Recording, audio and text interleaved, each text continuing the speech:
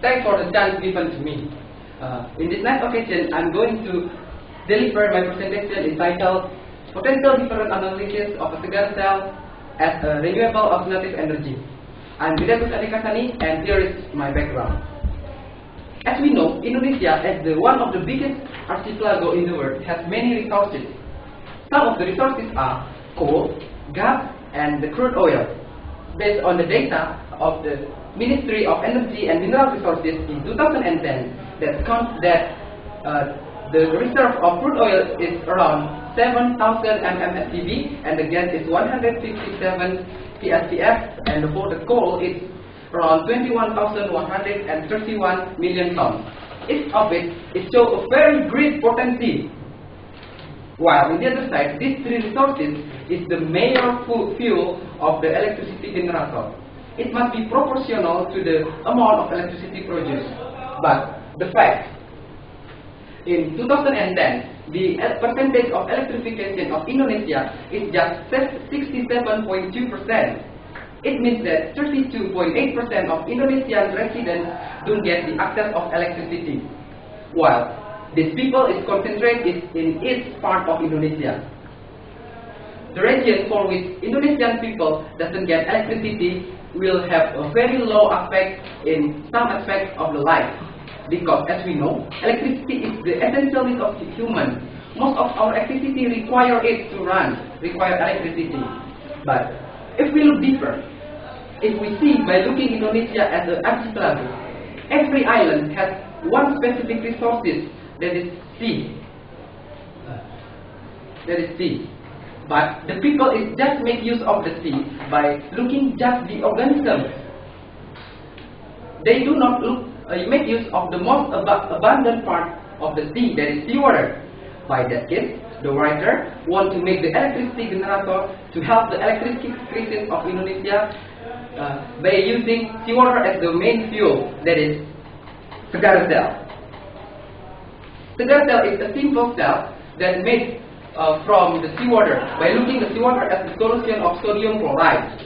There is no research before that clarify the influence of potential difference in influence of the electrode combination. So the writers want to make it. And the first point of this is first describe how the cigar cell works, and the second one is to know how much the potential difference produced by the combination of electrodes. And the experiment method. The first, this experiment is used quantitative descriptive method with the ANOVA analysis. The first, we do tooth calibration, and the second one, we set up the cigar cell. The third one, we record the potential difference, and the fourth one, we repeat the recording 10 times, and the last one, we do the first until the fifth step for another combination of electrodes. The subject of this research is the cigar cell, and the object is the potential difference. The data that we got will be analyzed by mean, standard deviation, and relative error formula. And I'm gonna represent it by the result like this. And the result depend on my practical that found that A cell of carbon and zinc combination is 1.42 plus minus 0.0421 The plus minus means that the upper bond is 1.42 plus 0.0421 and the lower bond is 1.42 means 0.0421 And by the electrochemistry theorem, which is a cathode means a anode, it gets that the A must be get is 2.121 It also happens in carbon and copper combination, and the last combination is copper and zinc combination. Based on the ANOVA analysis, it found that F table is 5.49 and the F counted is 8,000. It means that F table is less than F counted. So, based on the ANOVA, the hypothesis is rejected. My hypothesis here is the three data is seen statistically, but based on ANOVA, this is not. Okay, cigar cell actually consists of multimeter or lamp, electrode, and the electrolyte. It works based on cell galvanic without transference concept. The reaction happen, the half reaction happen in the anode is first oxidation. The zinc will oxidize into zinc 2 plus 2 electrons, which will flow into the cathode that will help a reduction reaction for which chlorine plus 2 electrons to become 2 ions of chlorine. The concept also the same with the second and the third combination.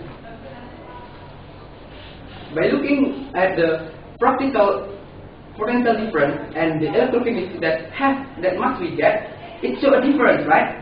The difference actually caused by three major parts. The first, the analog multimeter that we use. The second one is the unpure electrode that we use. And the last one is the electrolyte is not a pure sodium chloride because I take it directly to the seawater. And it sees clearly that the highest potential difference produced by the carbon and zinc combination. Positively, this result is not affected by the polymer at all. And it also supported by the characteristic of the carbon and zinc, which is tough, strong,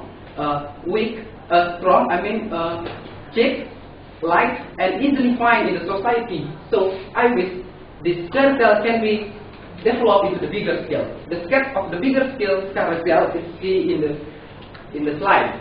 I will place the star cell near the sea to make it easier to get the seawater as the main fuel.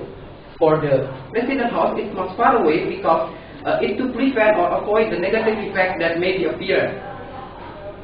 The star cell will consist of many cells, as you can see. The aim is to increase the potential difference as well as the current. The current produced will be converted from the DC into the AC and spread among the society.